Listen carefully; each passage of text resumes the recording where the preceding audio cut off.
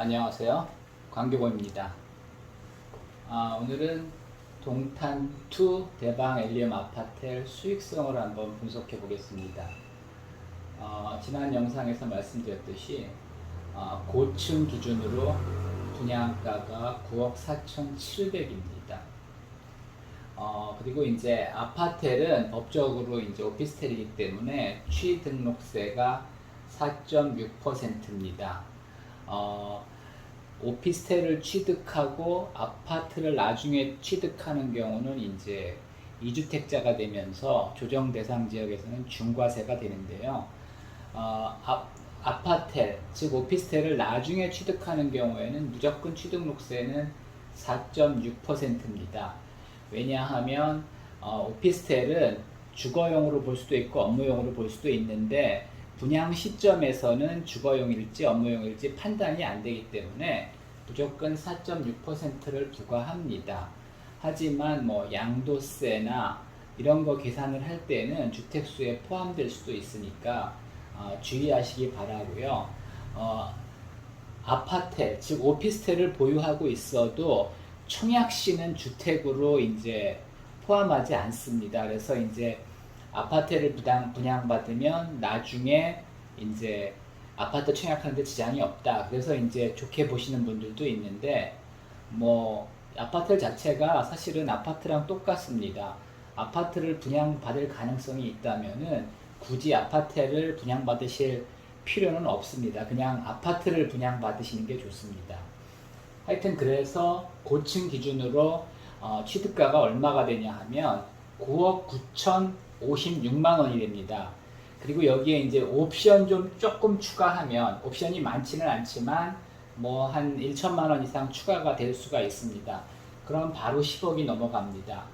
그리고 이제 등기 전 전매는 안 되기 때문에 혹시 매매를 하게 된다고 하면은 양수인은 10억에 사더라도 바로 또 이제 4,600만 원을 내야 되기 때문에 취득가는 이제 10억 4,600만 원이 됩니다.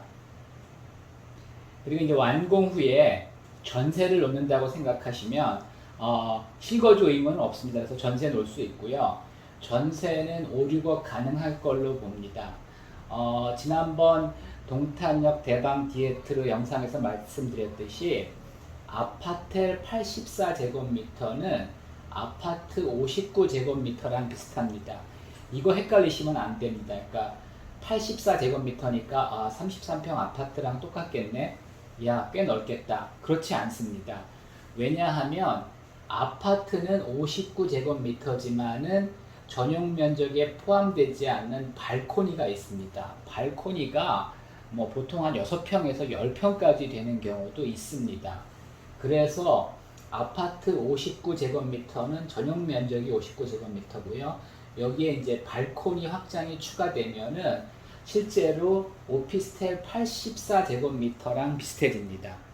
근데 이제 오피스텔에는 발코니가 없기 때문에 그 오피스텔, 다시 말해서 여기서는 아파텔이죠. 아파텔 84제곱미터는 그게 전부입니다. 또 이제 관리비도 아파트는 부가세가 별도로 붙지 않습니다. 근데 이제 아파텔은 이제 오피스텔로 보기 때문에 업무용으로 봅니다, 일단. 그래서 이제 관리비에도 부가세 10%가 추가됩니다. 이것도 뭐 한 20만 원 정도라고 보면 매달 2만 원이니까 그렇게 적은 돈은 아닙니다. 어쨌든 아파텔 84제곱미터는 아파트 59제곱미터랑 비슷하다고 보고요. 전세 한 5, 6억 정도 가능할 걸로 봅니다. 그리고 이제 월세는 뭐 1억에 한 120에서 150 정도 가능하다고 봅니다.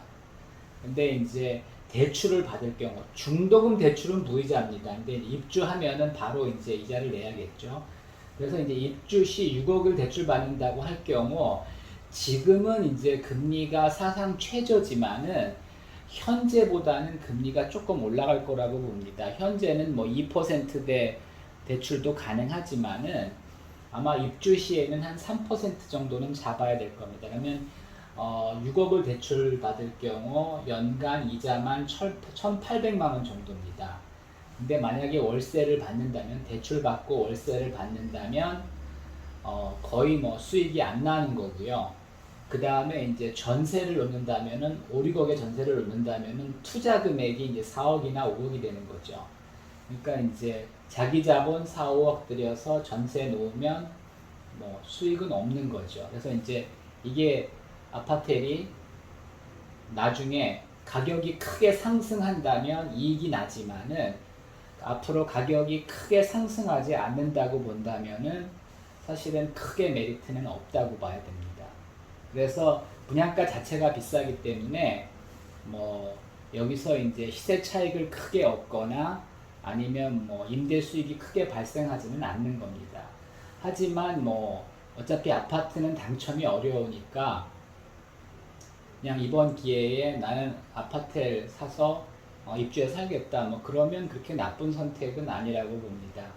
왜냐하면 그 뭐 광교 호수공원도 마찬가지고요, 일산 호수공원도 마찬가지고 동탄 호수공원도 마찬가지입니다. 물론 이제 동탄 호수공원은 한번 가보시면 아실 겁니다. 그 광교 호수공원은 되게 예쁜데요.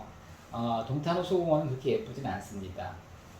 뭐 그냥 저수지에 가깝습니다. 그래서 이제 그 호수공원을 끼고 있는 그런 아파트나 아파트를 사는 것이 그렇게 쉽지는 않습니다. 그래서 이제 광교 호수공원 같은 경우 주변 아파트나 아파트들이 굉장히 비쌉니다. 근데 기회가 뭐 하여튼 호수 뷰가 나오는 아파트나 아파트를 사는 게 쉽지 않은 것은 맞습니다. 하지만 그 투자 대비 그렇게 이제 수익이 좋은 건 아닙니다. 그리고 이제 호수 뷰도 이게 이제 호수가 남쪽에 있는 게 좋습니다. 근데 이건 이제 북쪽에 있기 때문에 그렇게 좋은 뷰는 아닙니다. 뭐 그 제가 말씀드리고 싶은 것은 뭐 청약해라 마라 이게 아니라 정확하게 알고 청약하시기 바랍니다. 그리고 이제 청약은 뭐 될지 안 될지 모르니까 굳이 임장을 안 하셔도 되는데 그 계약하기 전에는 반드시 임장을 하시고 뭐 여러 번 둘러보시고 이거 진짜 사야 되나 말아야 되느냐 꼭 확인하시기 바랍니다. 그래서 뭐 이것도 뭐 경쟁률이 그 뭐 지난번 이제 동탄역 대방디에트 예를 본다면 경쟁률이 뭐 이렇게 낮지는 않을 수도 있습니다. 그러니까 이제 일단 청약은 뭐 해보셔도 괜찮은데 일단 계약을 하면은 등기 전 전매도 안 되고 계약한 다음에 이제 포기하면 이제 계약금 날리는 거고 특히 이제 중도금 대출 이후에는 계약 해지도 쉽지 않습니다. 그래서 여러분들이 계약하기 전에는 반드시 현장을 확인하시고 이것저것 잘 따져보시고 계약하시기 바랍니다. 이상입니다.